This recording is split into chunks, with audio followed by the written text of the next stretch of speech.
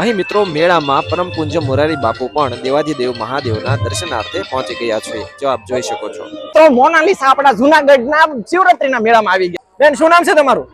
જે ચમત્કારી કોણ છે એમની વિશે હું તમને જણાવીશ. ક્યાંથી આવો માસી તમે? મુંબઈથી આવો છો. એવા એક અલૌકિક કુંડના મિત્રો તમને દર્શન કરાવવું. કહેવાય છે કે આ કુંડમાં સંતો મહંતો શિવરાત્રીના દિવસે સ્નાન કરવા માટે પડે છે, તો તેમાંથી અમુક દિવ્ય સંતો પાછા જ નીકળતા નથી. અહીંયા મિત્રો મારી પાછળ આપ જોઈ રહ્યા છો ભવનાથ મહાદેવનું મંદિર, એમને હું તમને દર્શન કરાવીશ અને સાથે જ અલૌકિક કુંડના પણ દર્શન કરાવીશ. નમસ્કાર મિત્રો, હું સંજય દવે, પૂજ્ય સંજય બાપ તમામ મિત્રોનું ફરીથી એકવાર સ્વાગત કરું છું. તો આ દિવ્ય કુંડ વિશે જાણવા માટે હું પણ આતુર છું. તો આ વિડીયોમાં તમે છેલ્લે સુધી જોડાયેલા રહેજો, એટલે તમને આ દિવ્ય કુંડની ખૂબ જ સુંદર મજાની માહિતી મળશે. પૂછો સંજય. તો મોનાલિસા આપણા જૂનાગઢના શિવરાત્રીના મેળામાં આવી ગયા છે. હું તમને મેળવી દઉં. જો અહીંયા છે આ બેન. બેન, શું નામ છે તમારું? શું નામ છે તમારું? आप हिंदी समझते हो? वीडियो नहीं बनाना है क्योंकि उसको मालूम है कि वीडियो वायरल થઈ જાય તો ધંધા કરવાના વાંધા પડી જાય. પરંતુ આભાર બેનનો કે એને ખૂબ જ સુંદરતાથી પોઝિટિવ રીતે લીધું કે ભાઈ અહીંયા એક મોનાલિસા બેન ની અમને અનુભૂતિ થઈ કે પ્રયાગરાજમાં જે મોનાલિસા બેન હતા અને એ આ પ્રકારની રુદ્રાક્ષની માળાને એવું વેચતા હતા, તો અમે એમનો વિડીયો બનાવવાની ટ્રાય કરી, પણ મુજે વિડીયો નહીં બનાના. તો મસ્ત મજાની અહીંયા વાસુરી પણ વેચી રહ્યા છે. અને હવે આપણે ભવનાથ દાદાના દર્શન કરીને તમને હું દેવી અલૌકિક કુંડના પણ દર્શન કરાવું. જોડાયેલા રહો. એક્ઝેક્ટ મિત્રો, ભવનાથ દાદાના મંદિરની પાછળ છે જૂના અખાડાનું બિલ્ડિંગ, એની પાછળ છે ગરવોગઢ ગિરનાર. તો તમે અહીંથી બધા જ ના દર્શન કરી લો અને કોમેન્ટમાં લખી દો હર હર મહાદેવ. આવો મિત્રો, હવે આપણે ભવનાથ દાદાના અંદર દર્શન કરવાનો પ્રયત્ન કરીએ. દર્શન તો ચોક્કસથી કરશું, પરંતુ અંદર વિડીયો શૂટિંગ થાય છે કે કેમ, તો તેની સાથે સાથે તમને જે દિવ્ય કુંડ છે તેમના પણ દર્શન કરાવીશ અને તેમની સાથે જોડાયેલ રોચક વાતોની ઇતિહાસ વિશે પણ તમને હું જણાવીશ. મિત્રો, આપણે ભવનાથ દાદાના મંદિરની અંદર પહોંચી ગયા છીએ દર્શન માટે. તો ધીરે ધીરે અંદર દાદાના દર્શન માટે આગળ વધીએ અને એક્ઝેક્ટ ભવનાથ દાદાના મંદિરની પાછળ જ છે આ ચમત્કારી કુંડ. જોઈએ છીએ દાદાના દર્શન કરીને અંદર જો રેકોર્ડિંગ અલાઉડ હશે તો રેકોર્ડિંગ કરીને તમને પણ દર્શન કરાવીશ. પણ ચોક્કસથી જે ચમત્કારી કુંડ છે એમની વિશે હું તમને જણાવીશ, તો જોડાયેલા રહેજો. અને આ રીતે ખૂબ સુંદર રીતે અહીંયા ભવનાથ દાદાના મંદિરને ડેકોરેટ કરવામાં આવેલું છે.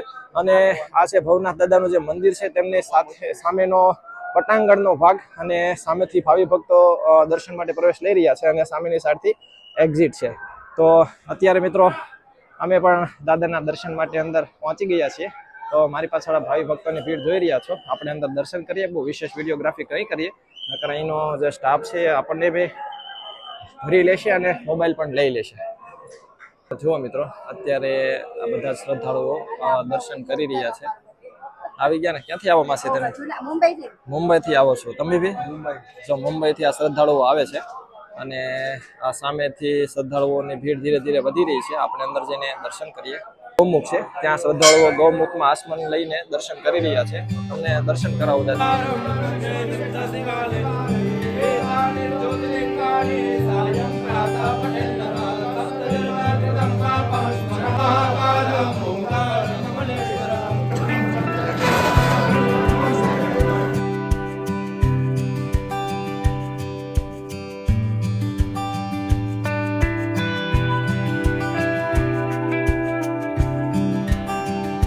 ચમત્કારી મુરગી કુંડના ઇતિહાસની મિત્રો તમને વાત કરી દઉં તો એમ કહેવાય છે કે ખુદ દેવાધિદેવ મહાદેવ શિવરાત્રિના દિવસે નાગા સાધુઓના વેશમાં રવેડીમાં સંમેલિત થાય છે અને નાગા સાધુઓ અને સાધુ સંતોની વચ્ચે તે મુરગી કુંડમાં સ્નાન માટે જાય છે. અને જ્યારે તે આ સ્નાન કરવા માટે અંદર પ્રવેશ લે છે મુરગી કુંડમાં, ત્યાર પછી એમ કહેવાય છે કે દેવાધિદેવ મહાદેવ જળની અંદર વિલય થઈ જાય છે, પાછા નીકળતા નથી. તો આ એક ઇતિહાસ રહેલો છે અહીંયા મુરગી કુંડનો. અને લોકોનું એવું કહેવું છે કે અહીં જે દેવદિત્યમાન સંતો હોય છે તે આ મુરગી કુંડમાંથી પરત પાછા નથી જોવા મળતા. જય મહાદેવ. હું છેલ્લા 3-4 વર્ષથી આવું છું અહીંયા ભવનાથમાં, પણ એના માટે પ્રોગ્રામ નથી લેતી સ્પેશિયલી, કારણ કે અહીંયાનું જે માહોલ હોય છે બહુ પોઝિટિવ હોય છે.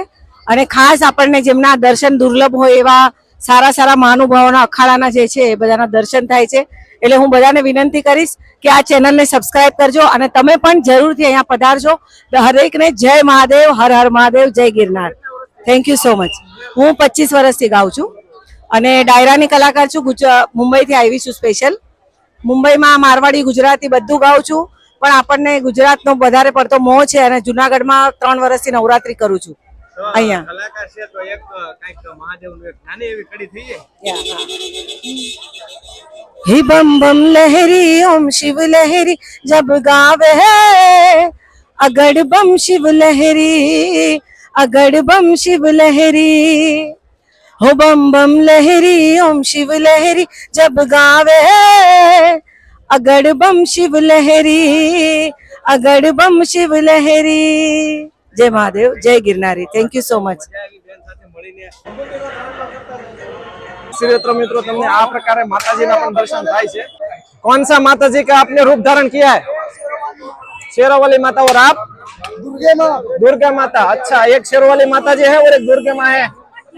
चलो, अलग अलग બે માતાજીનું રૂપ ધારણ કરેલું છે ભાઈ. આ મિત્રો તમે જુઓ મોરારી બાપુ જે આવ્યા છે તેમની ગાડી ફરી વખત અહીંયા પાર્ક કરવામાં આવી રહી છે. બાપુ ત્યાં શેરનાથ બાપુના દર્શન કરવા માટે અને મળવા માટે ગયા છે, તો એ આવે એટલે પાછા આ ગાડીમાં રવાના થશે. શું મિત્રો તમે વોટ્સએપ નંબર બ્લોક થવાથી પરેશાન છો? ફેસબુકના એક્સ્ટ્રા ચાર્જ દઈને થાકી ગયા છો? તમે તમારા વ્યવસાયનું યોગ્ય રીતે માર્કેટિંગ કરી શકતા નથી? તો અહીંયા તમારા માટે છે વોટ્સએપનું કમ્પ્લીટ સોલ્યુશન. સ્ક્રીન ઉપર બતાવવામાં આવેલ QR કોડ સ્કેન કરો અને વોટ્સએપમાં હાય મેસેજ કરો એટલે ટીમ દ્વારા તમારો સંપર્ક કરવામાં આવશે અને તમારા વ્યવસાયનું બેસ્ટ વોટ્સએપ સોલ્યુશન આપવામાં આવશે. જય સિયારામ બાપુ. જય સિયારામ બાપુ. જય સિયારામ બાપુ.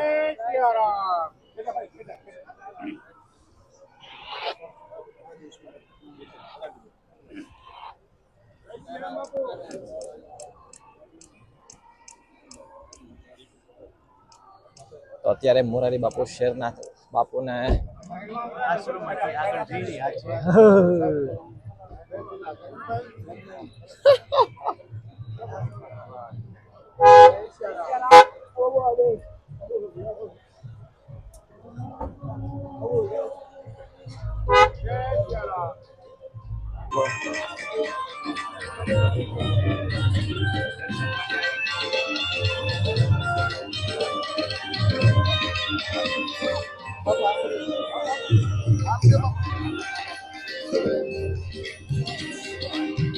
મિત્રો ચમત્કારી મુરગી કુંડનો વ્લોગ અહીંયા મિત્રો અમારો એક પોપટ થઈ ગયો છે. કૌશિકભાઈ અમે મહેનત ખૂબ કરી કે અહીંનો જે રિયલ હિસ્ટ્રી છે, મુરગી કુંડમાંથી જે રિયલ સંતો છે, અલૌકિક સંતો આવે છે, એ ગાયબ કેમ થઈ જાય છે, એ બાપુએ ખૂબ સુંદર મજાનો 3 મિનિટમાં એમને એક્સપ્લેનેશન આપ્યું, સમજાવ્યું. પરંતુ માઇક ભાઈ ટેકનિકલ વસ્તુ છે એટલે અવાજ આવ્યો નહીં, તો દુઃખદ છે. પરંતુ સપોર્ટ કરતા રહેજો. આ તો બધી ટેકનિકલ વસ્તુ છે, પણ અમે તમારા માટે બેસ્ટ કન્ટેન્ટ લાવવાનો પ્રયત્ન કરશું. તો આવતો આજનો વ્લોગ. આશા છે તમને આ વિડીયો ગમ્યો હશે. તો વિડીયો ગમ્યો હોય તો વિડીયોને લાઈક કરવાનું, શેર કરવાનું અને ચેનલને સબસ્ક્રાઇબ કરી દેજો.